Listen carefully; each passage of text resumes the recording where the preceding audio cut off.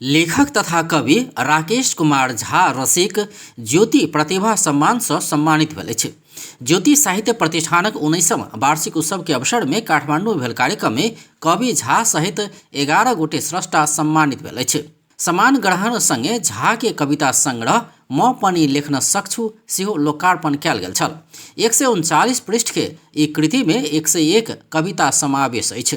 कार्यक्रम में कविता, गीत, गजल तथा लघु कथा वाचन समेत कयल गेल छल। कार्यक्रम में सहभागी सब ज्योति साहित्य प्रतिष्ठान द्वारा निरंतर रूप में स्रष्टा सम्मान आ सृजनात्मक कार्यक्रम सब होइत आयल प्रति प्रशंसा व्यक्त कयने छल। झा संगे ज्ञान उदास, उषा सृजन, ध्रुव मधुकर्मी, सीता पांडे, नीलम कार्की निहारिका, इलिया भट्टराय, महेश राज खरेल, श्याम श्रेष्ठ, कल्पना मरासिनी आ राजेश मानकेसी सेहो सम्मानित भेल अछि।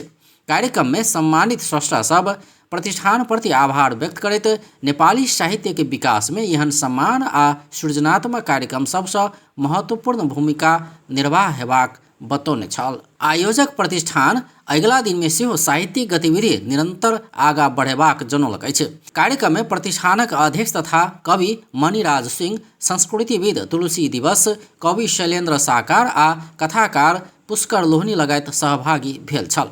कार्यक्रम में प्रतिष्ठानक अध्यक्ष तथा कवि मणिराज सिंह, संस्कृतिविद तुलसी दिवस, कवि शैलेंद्र साकार, कथाकार पुष्कर लोहनी लगायत सहभागी भेल छल।